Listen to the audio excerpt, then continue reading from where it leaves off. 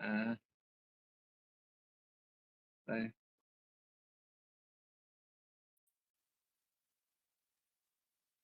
This nghe is chưa? a standard HTML boilerplate code. Nghe được tiếng không? Now, in programming, we talk about boilerplates quite frequently, and it's similar to having a code template, something that you'll reuse for different projects. And it comes from the days when the printing press would make these heavy iron plates that would function as their printing template. And because they looked very similar to the small metal plate that identified the builder of a steam boiler, they called it the boilerplate. That's just where this word comes from. But when we're talking about it in programming, we usually mean a code template that you can reuse. Now, even though we didn't have to do very much work in order to get all of this into our file, it would still be a shame to lose it, right? So in Atom, whenever you see a blue dot on the tab bar of your file, that means that there's unsaved progress. And in order to make it disappear and to keep your progress, you can simply go to File and then click on Save, or use whatever shortcut that shows up for you over here. It should be Command S on Mac, and it should be Control S on Windows. For those of you who are interested, I've included a link to some of the most commonly used Atom keyboard shortcuts, and includes the commands for both Mac, Windows, and Linux for users of all three platforms. So go and have a look over there and start learning and using some of these shortcuts. And once you've saved your file in Atom, you'll see that little blue dot disappear, and now you can be rest assured that all your progress has now been safely saved. Now, there's quite a lot of stuff on the screen, so let's talk about this boilerplate line by line to understand what it all does. So the first line here is where we declare the document type, and this tells the browser when it opens up this file what is the version of HTML that we're using. Now, in this course, we're working with the latest version of HTML, which is HTML5. Now, in previous versions of HTML, this doc type was incredibly convoluted. And in fact, I can show you what some of them look like. So we can write HTML for T, for example. And then because we've installed Emmet, if I hit Tab, you can see this is what the boilerplate code for a particular HTML4 version would look like. And you can see that doc type is a lot longer, and very often programmers won't be able to remember that, so they actually have to look it up somewhere. But since HTML5, the doc type declaration became a lot simpler, and now it's just !doc type HTML, and this tells the browser to render this file as an HTML5 document. And there's a few differences between how things will appear or how things will be structured depending on whether if the doc type was HTML5 or a previous version. So that's the doc type. Now, we inserted all of this code using autocomplete from Emmet.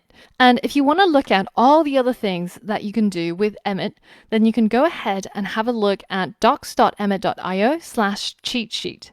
And here you can see what all of those abbreviations look like and what is the result of it. As you're developing into a professional web developer, it's a great resource to have in order to save yourself a lot of time when you get used to using these common shortcuts.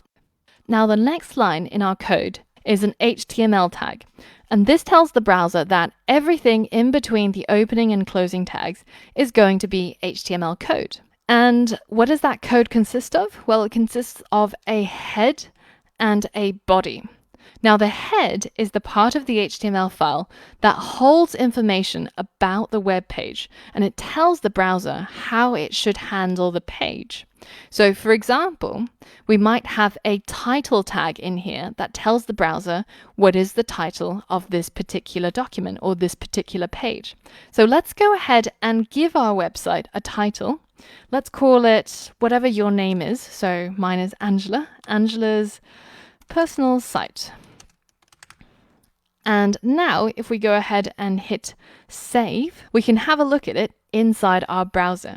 Now, there's a couple of ways how you can open up the website that you're coding up inside your browser. Now, one of these ways is simply going into your Finder or your Explorer and finding that index.html file and then double-clicking on it, and it should bring it up inside Chrome.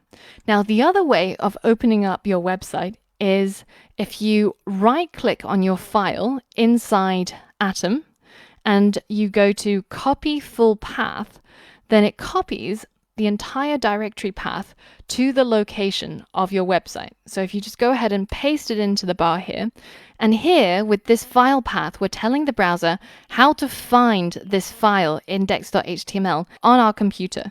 So first we're telling it to go into a folder called users, then we're telling it to go into a folder called Angela U, then we're saying go to desktop, and then inside desktop we're going to web development, and finally, we're going to HTML-personal site, and that is where we're going to find that index.html site.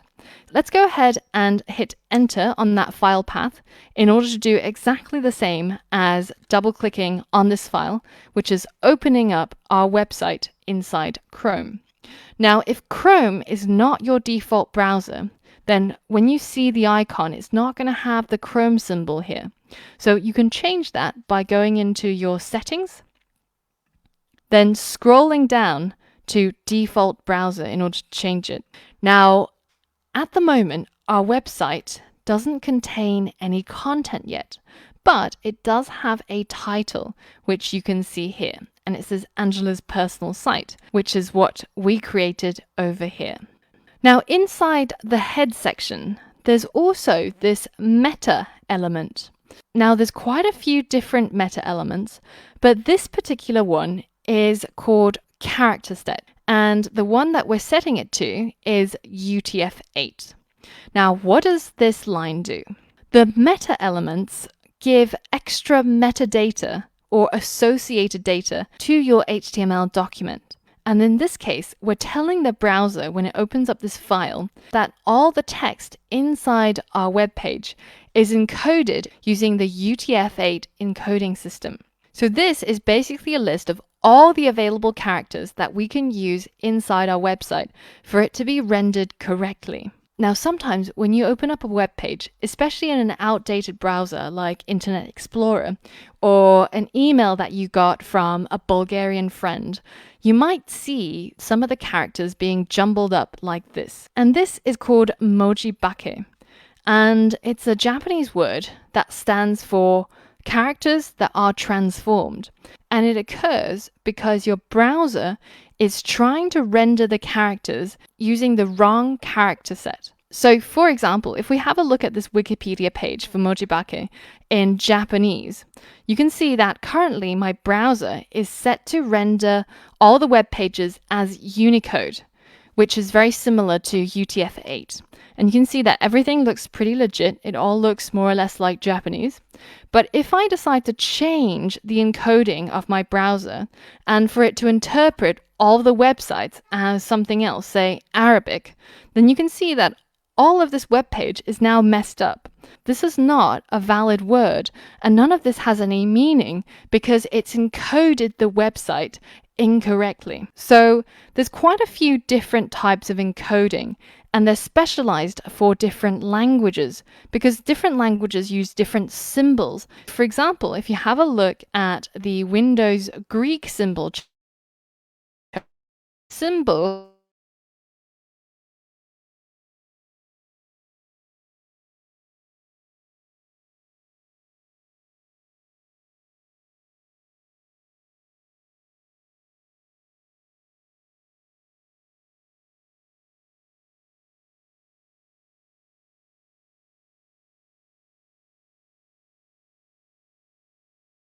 HTML5. And the reason for that is because it includes all